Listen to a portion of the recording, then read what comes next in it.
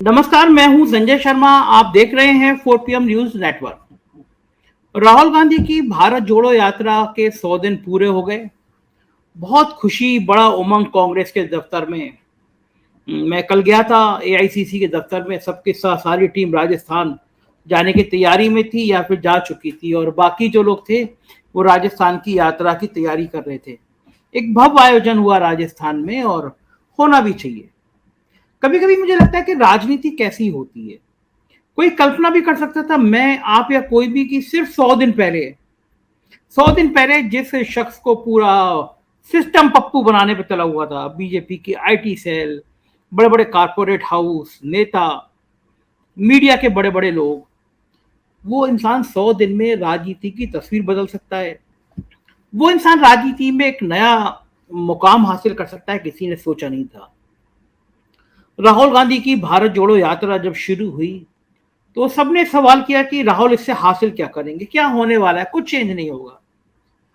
दरअसल राहुल गांधी पप्पू हैं, इसको साबित करने के लिए करोड़ों रुपए फूंक दिया गया। खुद राहुल ने भी खुलासा किया किस तरह उनकी छवि को पप्पू पप्पू कह के बदनाम करने की कोशिश की गई। लेकिन जब यात्रा शुरू हुई तो लोगों ने कहा कि सिर्फ दक्षिण के राज्यों में है, उत्तर भारत में जाके इससे ये यात्रा दम तोड़ देगी। लेकिन 3570 यात्रा हो चुकी है। 8 राज्यों में गई है, 42 जिले हैं, 2800 किलोमीटर ये पैदल। और जो राज्य हैं वो तमिल, केरल, आंध्र प्रदेश, तेलंगाना, महाराष्ट्र, उड़ीसा, मध्य प्रदेश, राजस्थान। राजस्थान में 100 दिन पूरे हुए तो भव्य आयोजन किया गया। राहुल गांधी ने राजनीति की कुछ दिशा तो बदली है। जब राहुल गांधी शुरुआत में निकले तो बीजेपी ने फिर टारगेट किया, कभी उनकी जीन्स पर, कभी वो छोटी सी बच्ची को अपने पास ले गए तो उसके कपड़ों पर, पादरी पर। धर्म में और जाति में घेरने की राहुल गांधी को कोशिश की गई। तब लोगों को लगता नहीं था कि इतना अपार जन समर्थन राहुल गांधी के साथ आ जाएगा। जैसे जैसे कारवां बढ़ता चला गया, बच्चे, बूढ़े, महिलाएं जोश में, उमंग में राहुल के संग उमड़ते चले गए। लाखों लोग सड़क पे आए। और भारत की राजनीति में जिसने यात्राएं निकाली हैं, जिसने यात्रा की हैं, उसका नाम इतिहास के पन्नों में दर्ज हुआ है। तो मुझे दिमाग में आ रहा था कि प्रधानमंत्री जी क्या सोचते होंगे, उनके मन में क्या आ रहा होगा। तो मैंने थंबनेल भी दिया कि वही प्रधानमंत्री जी 100 दिन, ईमानदारी से बताइए राहुल गांधी के 100 दिन पूरे हो गए तो आपको कैसा लग रहा है। और जिन लोगों ने राहुल गांधी की इस यात्रा में साथ दिया उनका, तो राहुल गांधी के साथ जो अनुभव थे वो बेमिसाल थे। मैं बॉलीवुड की बहुत इंपॉर्टेंट और बहुत बोल्ड अदाकारा है स्वरा भास्कर जी।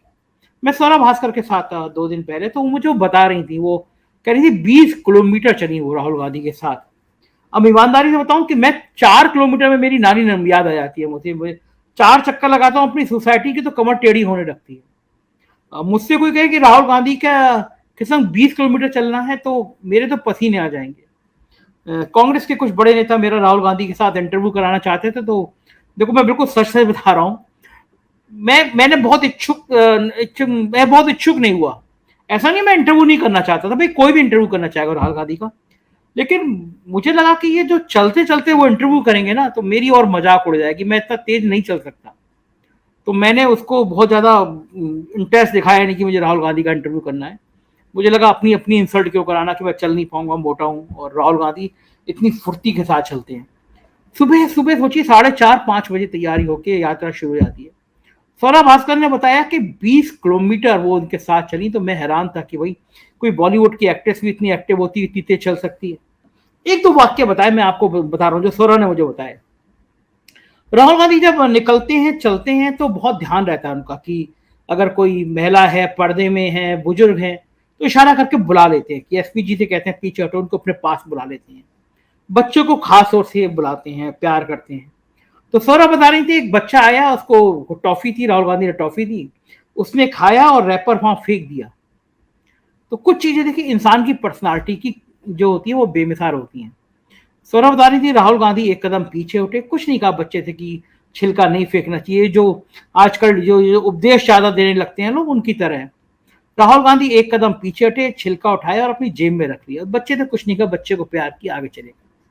ऐसे दूसरा वाक्य बता रही थी, एक बुजुर्ग से आदमी हाफते हाफते आए और पसीने पसीने हो रहे थे, राहुल गांधी ने इशारा करके पास बुलाया और वो कह रहे थे कि राहुल गांधी ने पूछा कि हाफ क्यों रहे, तभी तो ठीक है। कह रहे थे 8 किलोमीटर से दौड़ रहा हूँ आपकी यात्रा में, आपके पास आना चाहता था, 65 साल के 70 साल का आदमी हूं मैं, मेरी सांस उखड़ी है। कहते कहते वो राहुल गांधी ने इशारा किया सिक्योरिटी को, जल्दी से डॉक्टर बुलाओ। तब तक उन्होंने वॉमिटिंग कर दी और स्वरा कह रही थी कि वो पूरी उनकी उल्टी राहुल गांधी के जूते पे आई। राहुल गांधी अपनी जगह से हिले नहीं, वो जो व्यक्ति की उल्टी थी उनके जूते पे आई और राहुल गांधी उसकी पीठ से हिलाते रहे।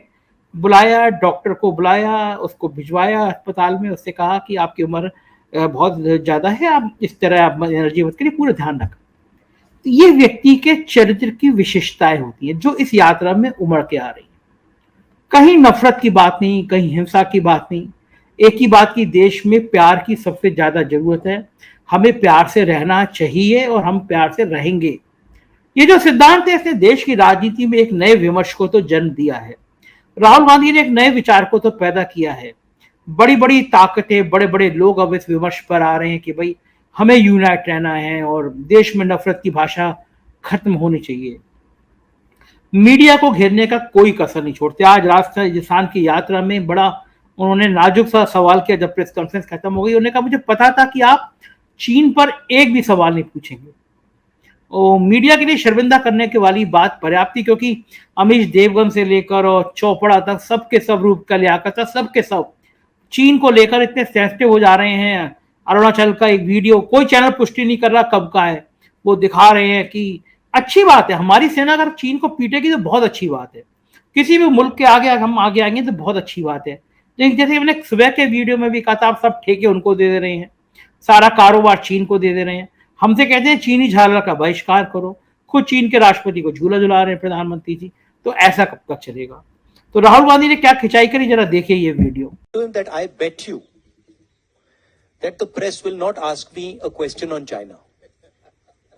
I said मैं आपसे शर्त लगा लेता हूं कि प्रेस वाले आज सब सवाल पूछेंगे, आगे पीछे दाएं बाएं, यात्रा, सचिन पायलट, अशोक गहलोत, सब पूछेंगे, मगर चाइना के बारे में एक सवाल नहीं पूछा जाएगा। जिन्होंने 2000 स्क्वायर किलोमीटर हिंदुस्तान का उठा लिया, जिन्होंने हिंदुस्तान के 20 जवानों को शहीद किया, जो हमारे जवानों को अरुणाचल प्रदेश में पीट रहे हैं, मैंने कहा हिंदुस्तान की प्रेस मुझसे इनके बारे में एक सवाल नहीं पूछेगी। सच था। माइक दीजिएगा विजय लक्ष्मी जी को। ब्रदर, देश देख रहा है, ये मत सोचिए कि नहीं देख रहा है। देखा आपने, लेकिन एक चूक कर गए। जब देखिए जोश में आदमी बोल रहा होता है ना तो गड़बड़ करता है। तो राहुल गांधी भी यहाँ गड़बड़ कर गए, बोले अरुणाचल में हमारे सैनिकों की पिटाई हुई। अब इस पे हंगामा कट गया है। वो बात भी गलत है, ये लाइन नहीं बोलनी चाहिए, क्योंकि वीडियो में जो वीडियो अब का है या पुराना है, लेकिन हमारे सैनिक भारी पड़ते दिख रहे हैं। और कभी जिंदगी में ऐसा हो भी जाए कि हमारे सैनिक कमजोर पड़े, तो राष्ट्र के किसी भी व्यक्ति को ये नहीं कहना चाहिए कि हमारे सैनिकों की पिटाई हुई। आप देश जो है ना, वो सेना पे अभी भी नाच करता है, सेना पे भरोसा करता है, नेताओं पे नहीं करता है। आप नेता सेना का कैसे इस्तेमाल करते हैं हम लोग पिछले 8-10 सालों से खूब देख रहे हैं, और खासतौर से 2014 के बाद खूब देख रहे हैं। सेना के अफसर नेताओं की तरह बिहेव करने लगे। सेना एक गर्मामयी होती थी, कभी इस तरह का बयान नहीं आते थे, लेकिन इस तरह के बयान खूब आने लगे हैं, लोग देखने लगे हैं। तो आज अरुणाचल के इस बयान को लेकर राहुल को बहुत खींचा गया, बहुत खिंचाई की गई, बैकफुट पे होगी कांग्रेस। लेकिन एक बात अच्छी है कि कांग्रेस ने हिमाचल प्रदेश का जो चुनाव जीता है उसके बाद से उसमें थोड़ी एनर्जी आई है। हालांकि जो आम आदमी पार्टी का कद बढ़ रहा है वो कांग्रेस के लिए चिंता की बात है, लेकिन राहुल गांधी की भारत जोड़ो यात्रा से एक कांग्रेस के कार्यकर्ताओं के अंदर एनर्जी तो आई है। ये संदेश तो गया है कि भाई हम चुनाव जीत सकते हैं। राजस्थान में भी गहलोत और जो सचिन पायलट का झगड़ा है वो काफी हद तक सुलझता हुआ नजर आ रहा है। राहुल गांधी के एंट्री के बाद में दोनों एक जगह दिखाई भी दिया, और देखना ये होगा कि राहुल गांधी की ये भारत जोड़ो यात्रा ये कांग्रेस को कितना फायदा पहुंचाएगी। वो एक शेर है ना कि बस मैं तो अकेला चला था मंजिल की ओर, लोग मिलते गए, कारवा बनता चला गया। तो राहुल गांधी का जो कारवा है वो बन रहा है, तेजी से बन रहा है। हमारी निगाह रहेगी, हम कांग्रेस की राजनीति पर निगाह बनाए रखेंगे। देखते रहिए 4PM न्यूज नेटवर्क। आपका अपना चैनल है, प्यार कीजिएगा, सब्सक्राइब करिएगा। शुक्रिया, थैंक यू।